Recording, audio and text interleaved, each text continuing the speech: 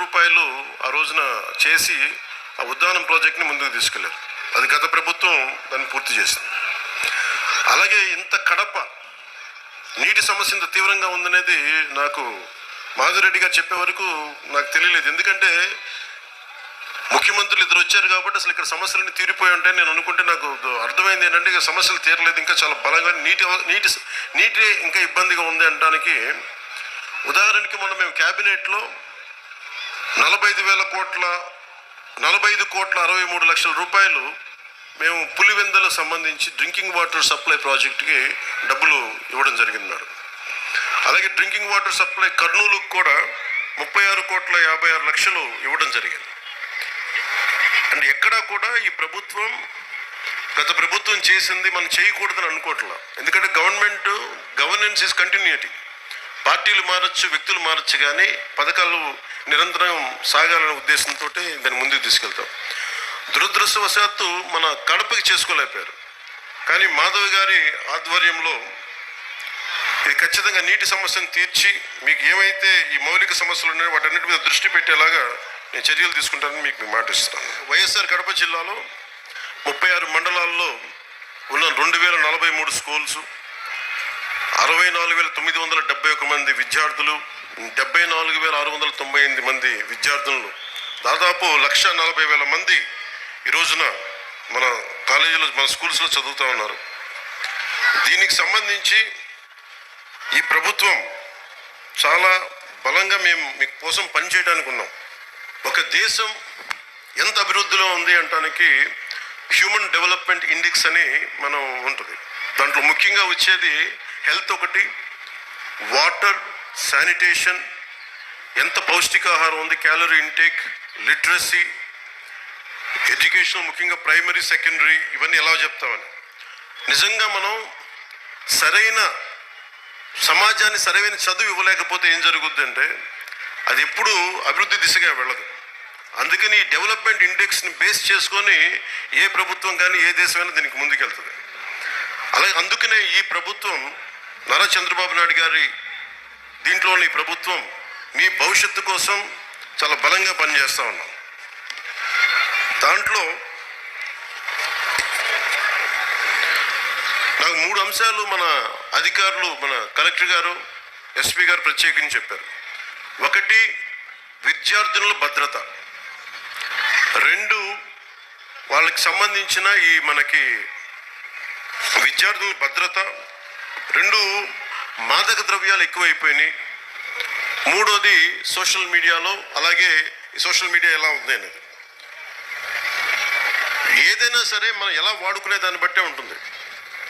ప్రభుత్వాలు కానీ గత ప్రభుత్వాలు కానీ ఎవరైనా సరే ట్యాబ్లెట్స్ కానీ లేదంటే మనం కూర్చోబెట్టి సోషల్ మీడియాకు సంబంధించి ఐప్యాడ్స్ కానీ ఇచ్చారు అంటే అది మీ చదువుకు ఉపయోగపడతాయని, కానీ ఇది ఇంకొకలా వాడటానికని కదా. కష్టం, అది నాకు తెలుస్తుంది. కాకపోతే అది ఎంత మీరు నియంత్రించుకుంటారో అందుకు తల్లిదండ్రులు చాలా పాత్ర వహించాలి దీంట్లో.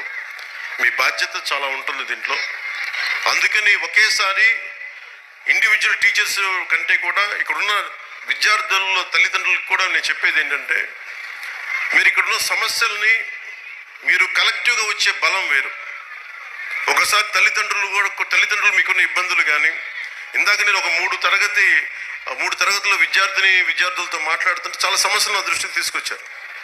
ముఖ్యంగా ఆడపిల్లలు, మేము క్రికెట్ టీం ఉన్నాం, మేము 12 మంది, మాకు టైం ఇవ్వట్లేదు, మాకు ఆడుకోవడానికి సరిపోవట్లేదు, మాకు కెరీర్గా మేము స్పోర్ట్స్గా మేము అభివృద్ధి చెందాలి క్రికెట్లో అంటే నెట్స్ బాయ్స్కి ఇస్తారు కానీ మాకు అమ్మాయిలకి ఇవ్వట్లేదు అనే దృష్టి ఉంది. ఆ దృష్టికి తీసుకొచ్చారు. అలాగే ఇవన్నీ కూడా మీరు కూర్చొని మాట్లాడితేనే తెలుస్తాయి. ఒక్కోసారి ఇంకొంతమంది విద్యార్థులు, కొంతమంది అధ్యాపకులు మమ్మల్ని కొన్ని సందర్భాల్లో మాకు పాఠాలు సరిగ్గా చెప్పట్లేదు, కొన్నిసార్లు చేసుకున్నారు, చేతిలో ఏదుంటే దాంతో కొడుతున్నారు. నేను వాళ్ళకి ఏం చెప్పానంటే, మొన్న ఈ మధ్యన రాయచోట్లో కూడా ఒక ఇన్సిడెంట్ జరిగింది. ఆ క్లాస్ టీచరు ఇజాజ్ అహ్మద్ గారు అనుకుంటా, ఆయన ఏదో విద్యార్థులు గొడవ చేస్తుంటే ఆయన ఒక దెబ్బ వేస్తే ఆ విద్యార్థులను తిరగబడి ఆయన గుండెల మీద కొడితే ఆయన చనిపోయారు. సో అధ్యాపకులకి ఎంత బాధ్యత ఉందో విద్యార్థులకు కూడా అంతే బాధ్యత ఉంది. మీరు డిసిప్లైన్డ్గా ఉంటే మీకు బలం ఎక్కువ ఉంటుంది. మీ తల్లిదండ్రులు మీరు చెప్పండి.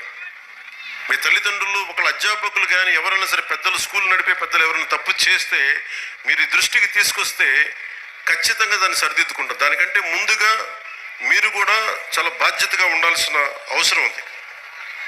అలాగే మనం చదువు అనేది ఆబ్జెక్టివ్ ఆఫ్ ఎనీ ఎడ్యుకేషన్. ఉద్యోగాలు సంపాదించడానికి, ఆర్థిక స్తోమత పెంచుకోవడానికి కాదు, జ్ఞానం పెంపొందించుకోవడానికి కూడా. ఇది నాకు ఇష్టమైన నాని పాల్కేవాలా గారు చెప్పింది. ఇండియాని తిరిగి రీడిఫైన్ చేయాలి 21st సెంచరీకి అని చెప్పి 1985లో ఆయన మాట్లాడింది. ఒక 7 అంశాల మీద మాట్లాడారు.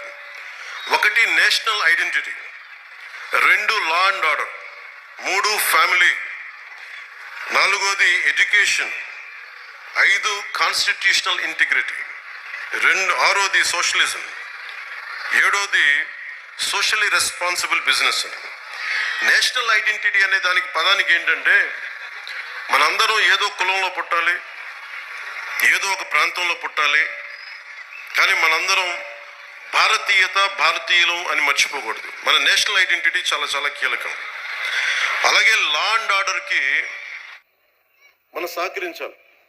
ఇందాక ఎస్పీ గారు చెప్తా ఉంటే మన కళ్ళ ముందు తప్పు జరుగుతున్నా, ఇప్పుడు గర్ల్ చైల్డ్ ప్రొటెక్షన్, ఆడబిడ్డ, నేను మీకు చాలాసార్లు విద్యార్థులు కూడా చెప్తా ఉంటాను. సుగాలి ప్రీతి అనే ఒక పాప, 14 ఏళ్ల బిడ్డ, స్కూల్కి వెళ్ళి అమ్మ నేను స్కూల్కి వెళ్తున్నాను తిరిగి వస్తానని చెప్పి వెళ్తే ఆ బిడ్డ ఇప్పుడు ఇంటికి రాలా, స్కూల్లో చనిపోయింది. ఫ్యాన్కి ఉరేసుకొని చనిపోయింది. దాని మీద ఈ రోజు వరకు యాక్షన్ తీసుకోవడానికి చేస్తామంటే ఇప్పుడు ఈ మధ్యన మన కొత్త ప్రభుత్వం వచ్చిన తర్వాత దాని మీద యాక్షన్ ఇనిషియేట్ చేస్తా ఉన్నాం. అంటే మీకు ఆడబిడ్డల భద్రత అంత కీలకం. అందుకని మాధవిరెడ్డి గారు చెప్పినట్టుగా ఇలాంటి సమస్యలు ఏదైనా ఉంటే ప్రతి స్కూల్లో కెమెరాస్ ఉండాలి. అలాంటి ప్రతిపాదన గౌరవ ముఖ్యమంత్రి గారు కూడా ఆలోచిస్తూ ఉన్నారు. అందుకని దాన్ని ఆడబిడ్డల భద్రత కోసమే కాకుండా ఎలాంటి సమస్యలు ఉన్నా కానీ ఉత్పన్నం కాకుండా ముందుగానే పట్టుకోవడానికి కెమెరాస్ ఉండాలి. సో దాన్ని కూడా మేము దృష్టిలో పెట్టుకుంటా ఉన్నాం. అలాగే ఫ్యామిలీకి సంబంధించిన దాకా మాట్లాడితే, ఒకటి ఎంతమంది బిడ్డలు ఉన్నారని కాదు కానీ ఎంతమందిని మనం బాగా చూసుకుంటున్నాం అనేది. తల్లిదండ్రులు ముఖ్యంగా మీ బిడ్డలు ఏం చేస్తున్నారు, సరిగ్గా ఉంటున్నారా లేదా. నాకు తెలుసు మీకు కష్టాలు ఉంటాయి, మీకు ఇబ్బందులు ఉంటాయి, కానీ వీటన్నిటిని మించి మనం బాధ్యత తీసుకోకపోతే మనం కనీసం ఒక 10 నిమిషాలు మీరు చూసుకోవట్లేదని కాదు కానీ మీరు కొంత సమయం కేటాయించి ఒక దృష్టి పెడితే మీ బిడ్డలు ఎక్కడున్నారు, ఏం చేస్తున్నారు, ఎంత సమయం గడుపుతున్నారు, టాబ్లెట్స్ని సద్వినియోగం చేస్తున్నారా, లేదంటే అవసరానికి మించి వాడుతున్నారా, చెప్పిన పర్పస్ కాకుండా దేనికదన్నా వాడుతున్నారా, ఇవన్నీ కూడా మీ దృష్టిలో ఉంటే. అలాగే మీకు లా అండ్ ఆర్డర్లో సంబంధించి మీరు ముఖ్యంగా బిడ్డలు గుర్తుపెట్టుకోవాల్సింది, చిన్నపిల్లలకి వాళ్ళు క్లీన్ స్లేట్, ఏమీ రాయని ఒక వైట్ పేపర్ లాంటి వాళ్ళు మనం ఏమి రాస్తామో దానికి అదే తయారవుతారు. సో ఇంట్లో పెద్దలు కూడా మీరు అనుక్షణం చూస్తూ ఉండాలి. మీరు కేవలం మన వరకే ఆలోచిస్తే, మన కులం, మన ప్రాంతం, ఇక్కడి దాకా ఆలోచిస్తే పిల్లలు కూడా అదే స్థాయిలో ఉంటారు. మీరు ఇవ్వాల్సింది వేమన లాంటి మహానుభావుడు పుట్టిన నేల ఇది. ఆయన సంస్కారాన్ని కూడా బిడ్డలకి నేర్పించాల్సిన అవసరం ఉంది. అది పాఠాల్లో ఎలాగ ఉన్నాయి, కొంత స్కూల్స్లో మీరు ఇళ్లలో కూడా ఆ విలువలు కొంత పాటించేలా మరి ముందుకు తీసుకెళ్ళాలని మనస్ఫూర్తిగా కోరుకుంటున్నాను. అలాగే ఎడ్యుకేషన్కి సంబంధించి ఏమీ నేర్చుకోవడంతో పాటు, చదువుతో పాటు, ఇది భవిష్యత్తు మీ ఎడ్యుకేషన్కి, మీ భవిష్యత్తుకి, మీ ఉపాధికి ఉపయోగపడేదే కాకుండా స్కూల్ అనేది ఏంటంటే మనం నిరంతరం చదువుకోవడానికి, ఎప్పటికీ నిరంతర విద్యార్థిలాగా ఉండాలంటే ఈ స్కూల్లో నేర్చుకునే ఈ పాఠాలే భవిష్యత్తులో మనకి ఇదవుతాయి. అందుకే మీరు దాన్ని కూడా దృష్టిలో పెట్టుకోవాలని కోరుకుంటా ఉన్నాను.